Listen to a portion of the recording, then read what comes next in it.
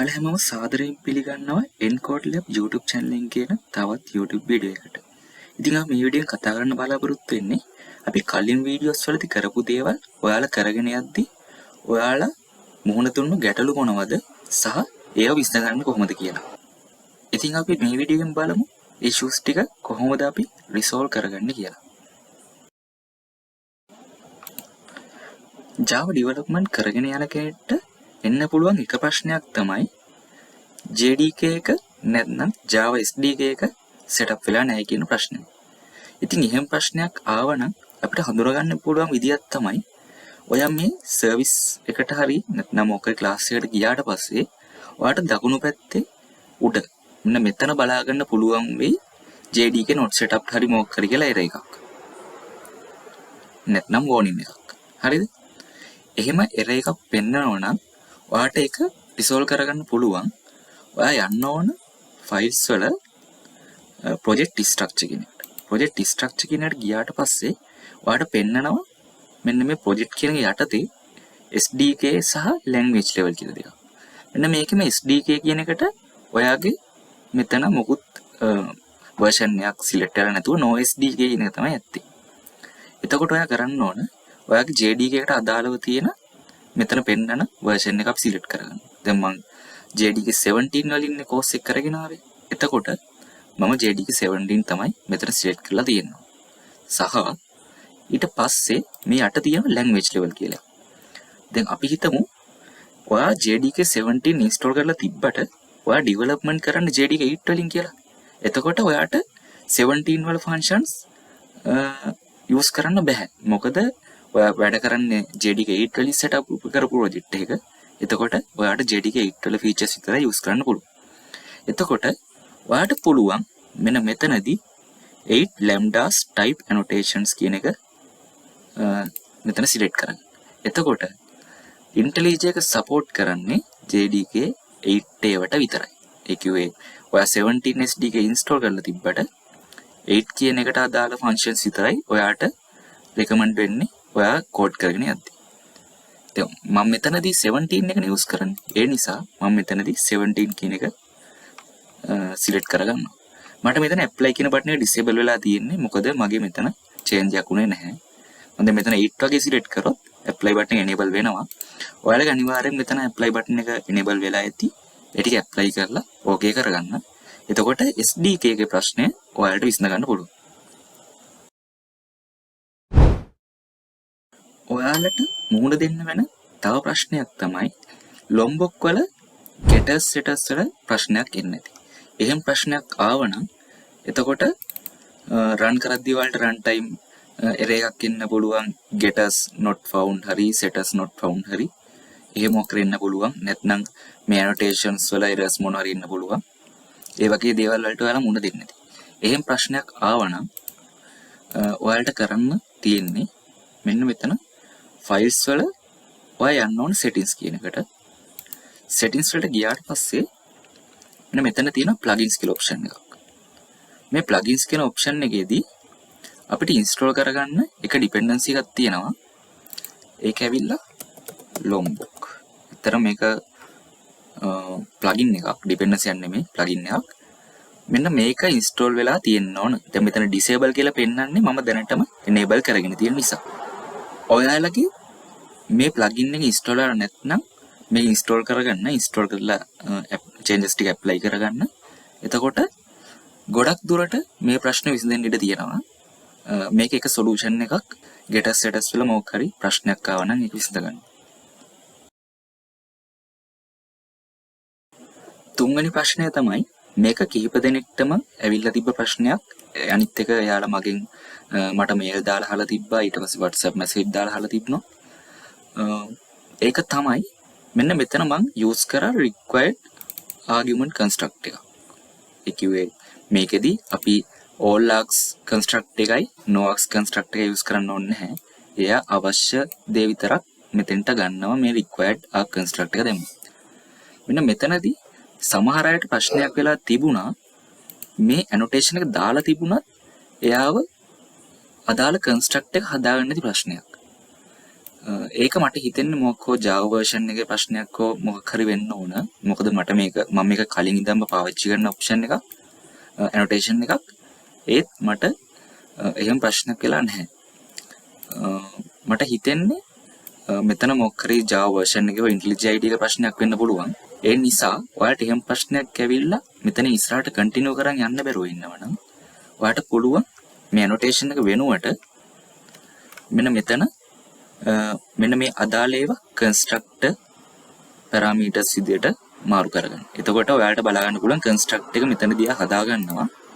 එතකොට අපිට මේක අවශ්‍ය වෙන්නේ නැහැ. හරි.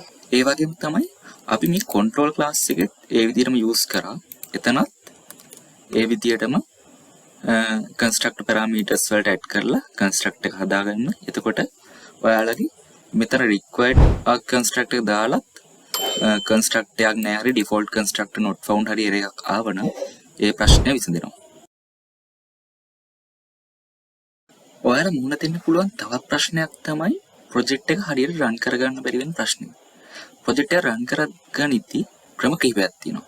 පළවෙනි ක්‍රමය තමයි අපිට මෙතන command prompt එක use කරලා run කරගන්න පුළුවන්. නැත්නම් clean install කරලා අපේ build එක හදාගන්න පුළුවන්. ඒක කරන විදිය තමයි maven clean install.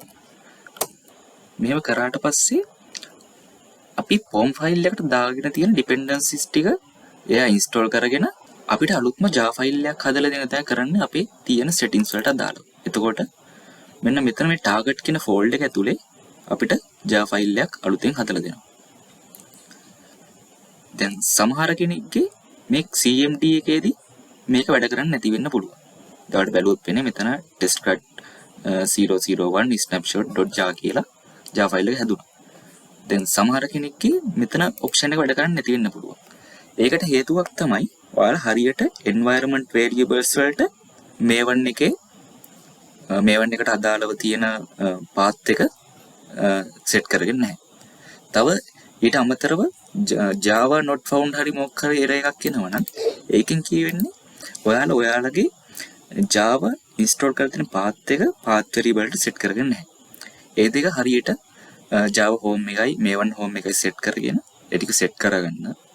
එතකොට ඇත්තටම මෙතන configuration එකේ ප්‍රශ්නයක් වෙන්න දෙයක් නැහැ. දැන් maven ප්‍රශ්නයක් මෙතන තියෙනවා නම් ඔයාලට තව use කරන්න පුළුවන් විදියක් තමයි මෙතන maven clean එක කරගන්න. ඔයාලට මෙන්න මෙතන m අකුරක් පේනවා ඇති. ඔයාලට පේනවා ඇති මෙතන හෝ වෙලා පෙන්නනවා maven කියන එක. maven කියනට ගිහිල්ලා එතකොට අපේ project එකේ නමින්ම පෙන්නනවා මෙතන maven option එක. ඒක යටතේ life cycle කියන එකට ගියාට පස්සේ maven වලින් දෙන ඔක්කොම options ටික අපිට පෙන්නනවා. මෙතනින් අපිට පුළුවන් clean කියන එකට double click කරාට පස්සේ එයා clean කියන option එක run කරගන්න. ඊට පස්සේ install කියනකොට click කරාම install කියන option එක run කරගන්න.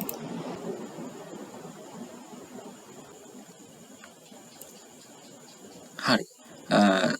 දැක්කනේ. දැන් අපි CMD එකෙන් කරගත්ත දේම අපි මෙතන maven වල life cycle use කරලා කරගත්තා.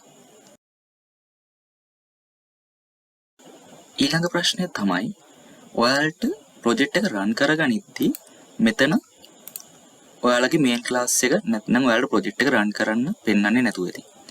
එහෙම වුණොත් එහෙම ඔයාලට කරන්න ඕන ඉස්සෙල්ලාම පළවෙනිම දේ තමයි මෙන්න මෙතන තියෙනවා අපේ main class එක. අපේ Java folder එක ඇතුලේ com.project. දැන් මම මෙතන artifact ID එක දීපු විදිහට හැදිලා තියෙන්නේ. ඔයා project එක හදද්දී දීපු artifact ID එකට අදාළව තියෙන folder එකේ නැත්නම් package එක ඇතුලේ ඔයාට බලා ගන්න පුළුවන් ඔයාගේ application එකට අදාළ main class එක තියෙනවා.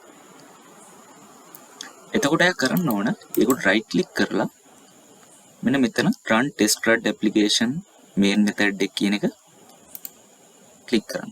එතකොට ඔයාට මෙතෙන්ට ඒ option එක click කරාට පස්සේ පළවෙනි සැරේම project එක run වෙනවා. ඊට පස්සේ ඔයාට මෙතනදී බලා ගන්න පුළුවන් මෙතනදී main class එක එතෙන්ට add වෙලා තියෙනවා.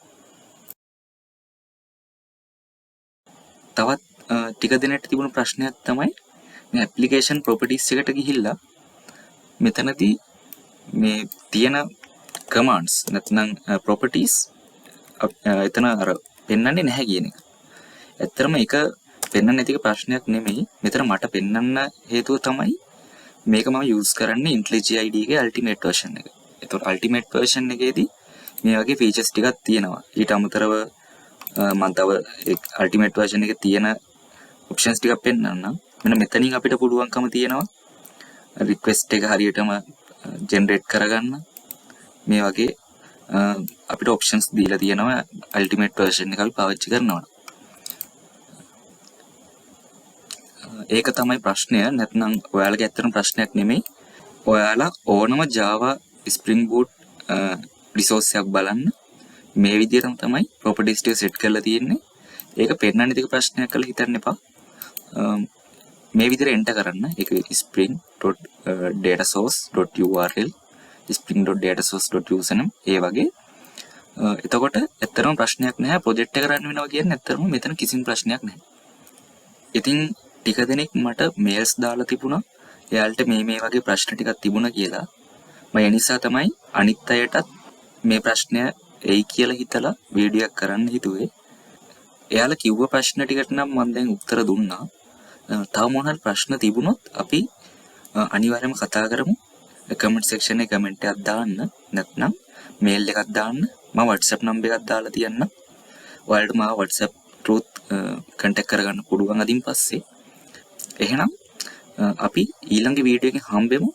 ඔයාලට සුබ දවසක්.